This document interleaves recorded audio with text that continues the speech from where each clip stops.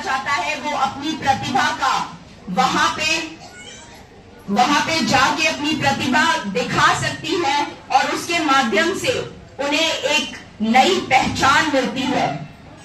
साथ ही महिला को आत्मनिर्भर बनाने के लिए कई ऐसी योजनाएं चलाई जा रही हैं, जैसे कि सामूहिक जो स्वास्थ्य है उसके तहत आपको नए नए रोजगार मिल रहे हैं। मुख्यमंत्री उद्यमी योजना के तहत हर महिला लोन ले सकती है और अपना नया काम शुरू कर सकती है। 5 लाख का जो लोन मिलता है वो विदाउट इंटरेस्ट होता है। हमारे बहुत सारे स्वयं सहायता समूह चल रहे हैं, जिसके तहत 32 करोड़ भी गया, उसकी भ्रूण हत्या जो होती थी वो खत्म हुई और बेटी को शिक्षा के लिए हमेशा सरकार उसके साथ खड़ी है। बचपन से लेके जन्म से लेके उसके ग्रेजुएशन तक की शिक्षा मुख्यमंत्री कन्या सुमंगलम योजना के तहत मुफ्त में कराई जाती है और साथ ही जब तक बेटी 18 साल की नहीं हो जाती उसे आर्थिक रूप से मदद दी जाती है, जैसे कि जन्म पे 5,000 और ऐसे करते करते 25,000 का योगदान उसे मिलता है कि ग्रेजुएशन के बाद अगर कुछ वो करना चाहे तो उस अमाउंट से वो कर सके। उसके बाद जब बेटी को घर वालों ने पढ़ाना शुरू किया, उसके भगवान ने बहुत सारी शक्तियां दी है, लेकिन हमें जरूरत है कि हम शिक्षा को महत्व दें, अपनी बच्चियों की शिक्षा को प्राथमिकता दें।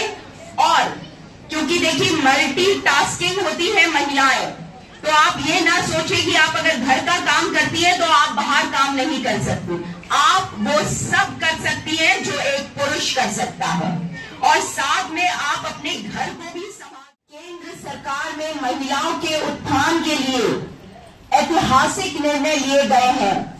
आपको याद होगा जब हमारे मुख्यमंत्री प्रधानमंत्री जी ने देश की कमान संभाली थी तो पहली योजना जो दी थी वो दी थी बेटी बचाओ बेटी पढ़ाओ, क्योंकि तब तक कई घरों में ऐसा होता था कि बेटी का जो कहते हैं स्वागत नहीं किया जाता था और माँ भी।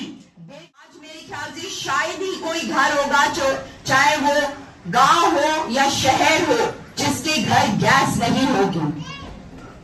उज्ज्वला योजना के तहत हर घर में गैस कनेक्शन मुफ्त में दिया गया। फिर आता है कि महिलाओं को आर्थिक रूप से मजबूत करने के लिए महिलाओं के जन धन खाते खोले गए, मुद्रा योजना चलाई गई। महिलाएं अपनी मेहनत, अपनी परिश्रम और अपनी प्रतिभा से निरंतर आगे बढ़ रही हैं। यही हम सब मिलकर ऐसा कार्य करें कि हमें कोई भी चुनौती अगर हमारे सामने आए भी तो हम डट के उसका सामना करें और निरंतर आगे बढ़ते रहें।